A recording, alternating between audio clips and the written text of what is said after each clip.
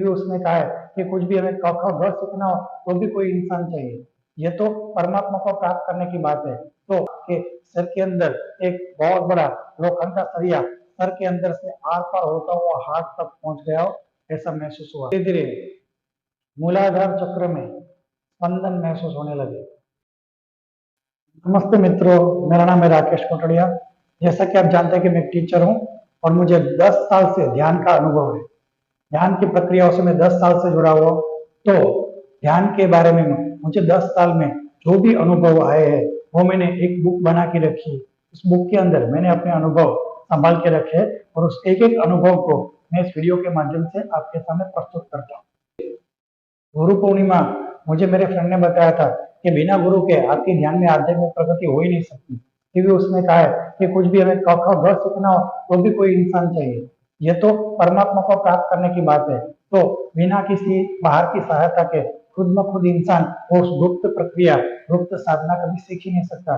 जिसने ये साधना परिपूर्ण की है वो ऐसे महान इंसान अगर आपके जीवन में आते हैं, आप पे कृपा करते हैं और वो प्रक्रिया सिखाते, तभी हम इसके अंदर आगे बढ़ सकते हैं। जैसे छोटा बच्चा, अगर हम एबीसीडी नहीं सिखाएंगे तो कभी भी एबीसीडी नहीं सीख सकता। एबीसीडी नहीं सीखेगा तो एप्पल, बॉल, कैट ऐसे कोई भी स्पेलिंग जीवन में नहीं सीखता है, निरक्षर रह जाता है। तो इसी तरह से हमें आध्यात्मिक रास्ते में आगे बढ़ने के लिए, जो पहले आध्यात्मिक रास्ते में बहुत आगे बढ़ चुके हैं, जैसे संत तपस्वी की कृपा और उनका गुप्त ज्ञान अगर हमें मिले तो ही हम अपने जीवन में आगे बढ़ सकते हैं। तो मेरे दोस्त का कहना था कि कोई गुरु अवश्य होने चाहिए, ताकि आपको ध्यान मार्ग में आने वाली रुकावट, ध्यान मार्ग में आने वाली प्रॉब्लम्स को दूर करने के लिए वो आपको बताते किस तरह से किया जाता है। उन्होंने किस तरह से ध्यान में उच्च शिखर प्राप्त किया, मोक्ष की स्थिति प्राप्त की, और वो गुप्त रहस्य अगर आपको बताते हैं, गुप्त साधना बताते, गुप्त मंत्र बताते, तब आपके जीवन में आध्यात्मिक प्रगति हो सकती है। वरना सिर्फ एक मेहनत ही बचती है और उसके अंदर बहुत थोड़ी डेवलपमेंट होता है, लेकिन पूर्ण कक्षा तक आपका ध्यान कभी नहीं पहुंच सकता। ऐसा मेरे गुरु ने बताया, ऐसा मेरे दोस्त ने बताया था। तो मैंने कहा ठीक है, गुरु तो ढूंढने ही पड़ेंगे। तो मैंने अपने दोस्त को कहा कि तुम्हारे गुरु से मुझे मिलना है।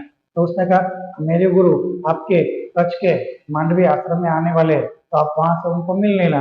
तो मैंने कहा ठीक है। तो वहां पे 3 दिन तो वहां पे 3 दिन पहले रजिस्ट्रेशन करवाना होता है, जो मैं भूल गया। फिर दूसरा, मैंने कृष्णा सर से भी बात करके रखी थी। मैंने उनको पूछा था अगर आप गुरु पूर्णिमा चाहते हो, तो वो भी गुरु किसी गुरु में मानते थे, उनसे ध्यान प्रक्रिया सीखते थे। मैंने कहा आप जब जाओ तो मुझे साथ में ले जाना। तो उन्होंने कहा ठीक है, मैं ले जाऊंगा, लेकिन एंड वक्त पर उनकी गाड़ी में भी जगह नहीं थी। तो मैं उस साल गुरु की मिलने की पूरी इच्छा के साथ तैयार था, लेकिन मुझे कोई भी गुरु प्राप्त नहीं हुआ। फिर मैंने कहा ना, घर पे गुरु पूर्णिमा के अगले दिन मैंने ध्यान किया तो मुझे विशिष्ट प्रकार का अनुभव हुआ कि सर के अंदर एक बहुत बड़ा लोखंड का सरिया सर के अंदर से आर पार होता हुआ हाथ तक पहुंच गया हो, ऐसा महसूस हुआ।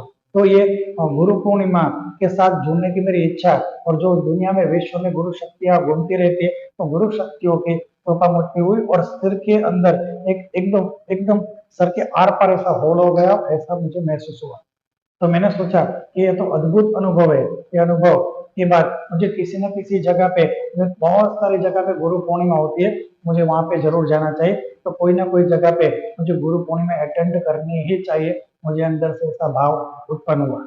तो मैंने सोचा एक काम करता हूँ, मनीष जहाँ पे आने वाला है कुनड़ी, तो वही गांव में उस आश्रम में जाता हूँ और मेरा दोस्त भी मुझे मिल जाएगा, और गुरु पूर्णिमा देख भी लूंगा कैसी होती है, क्या होता है, गुरु क्या प्रश्न के जवाब देते हैं, लोग कैसे प्रश्न पूछते हैं, हमारे आध्यात्मिक प्रश्न के जवाब हल होते हैं या नहीं, वो मुझे देखना था। तो उस दिन गुरु पूर्णिमा को छुट्टी हुई थी अनायास तरीके से। तो मैंने सोचा कि ठीक है, तो मैंने अपनी वाइफ को बता दिया कि मैं कुनड़ी आश्रम जा रहा हूँ। तो भुज से करीब 25-30 किलोमीटर दूर है। तो स्कूटी मैंने निकाली, उस टाइम मेरे पास स्कूटी थी, बाइक कार कुछ नहीं था, तो स्कूटी थी। तो मैं स्कूटी निकाली और चल पड़ा। तो स्कूटी लेके जा रहा था और मन में विचार कर रहा था पहली बार मैं किसी गुरु पूर्णिमा में जा रहा हूँ, मुझे मजा आएगा, वहाँ पे दृश्य देखूंगा, उनके प्रश्न पूछूंगा, लोग कैसे प्रश्न पूछते हैं वो जानूंगा, सब कुछ मुझे थोड़ा बहुत गुरु पूर्णिमा में कुछ जानने मिलेगा। तो मैंने कहा, मनीष से बात की, तो मनीष ने कहा कि बारिश होने की वजह से गुरु पूर्णिमा कैंसिल हो चुकी है, हम दांडी में गुरु पूर्णिमा मनाने जा रहे हैं और यहाँ पे कच्छ में नहीं आ रहे। तो मैंने सोचा ये क्या बात हुई। तो गुरु पूर्णिमा ही कैंसिल हो गई तो मैं कैसे मिलूंगा। मैंने कहा ठीक है, यहाँ से निकले हैं तो गुरु पूर्णिमा भले कैंसिल हुए लेकिन वो जगह तो वहीं पे है, तो उस जगह में जाके मैं थोड़ा ध्यान करूंगा। तो मैं धीरे धीरे धीरे स्कूटी लेके वहाँ पे समर्पण ध्यान आश्रम में मांडवी के बीच में जो रास्ते में पुनडे गांव आता है वहाँ पे समर्पण आश्रम में मैं पहुंचा। तो वहां पे देखा तो एकदम स्वच्छ सुंदर वातावरण था। तो अंदर जाके मैंने पूछा ये ध्यान कक्ष कहाँ होता है। तो उन्होंने मुझे गुरु शक्ति धाम, जिसको गुरु शक्ति धाम कहते हैं, ध्यान कक्ष को वहाँ पे गुरु शक्ति धाम कहा जाता है, उस गुरु शक्ति धाम का उन्होंने बताया कि वहाँ पे ध्यान कक्ष है। तो मैंने कहा ठीक है, तो मैं वहाँ ध्यान कक्ष में गया और वहाँ ध्यान कक्ष में जाके देखा तो गुरु जी की मूर्ति थी, एकदम गोल्डन कलर की, कहते हैं ना पंच तत्व पंच धातु की बनी हुई थी। तो उसके अंदर एकदम गोल्डन आभा की ऐसी मूर्ति थी और इस तरह से बैठे हुए थे जैसे महान संत शांति से बैठा हो, इस तरह से वो मूर्ति एकदम जीवंत जैसी लग रही थी। तो वहां पे जाके मैं ध्यान में बैठ गया। जैसे ही मैं ध्यान में बैठा थोड़े टाइम तो कुछ नहीं हुआ, पर धीरे धीरे मूलाधार चक्र में स्पंदन महसूस होने लगे। मूलाधार चक्र के अंदर ऊर्जाएं ऊपर उठ रही हो और स्वादिष्टान चक्र तक जा रही हो, ऐसा मुझे महसूस होने लगा। ऐसा तकरीबन 10-15 मिनट तक चलता ही रहा। मुझे पहली बार ऐसा अनुभव आया था। मुझे कभी भी मूलाधार चक्र की ऊर्जा महसूस नहीं हुई थी। जीवन में पहली बार मेरा मूलाधार चक्र स्पंदन कर रहा था, जिसका मुझे बेहद मजा आ रहा था और मुझे ऐसा लगा ये स्थान जरूर पवित्र है। और उनके बारे में मैंने बुक भी पढ़ी हुई थी कि कैसे हिमालय में उन्हें वर्षों तपस्या की है और वर्षों तपस्या करके उन्होंने इस स्थान का निर्माण किया है। उस स्थान के अंदर उनकी ऊर्जा विद्यमान रहती है। वो गुरु जहाँ पे चित्त डालते हैं, गुरु को जहाँ पे माइंड लगाते हैं, वहाँ पे वो ऊर्जाएं रहती रहती है।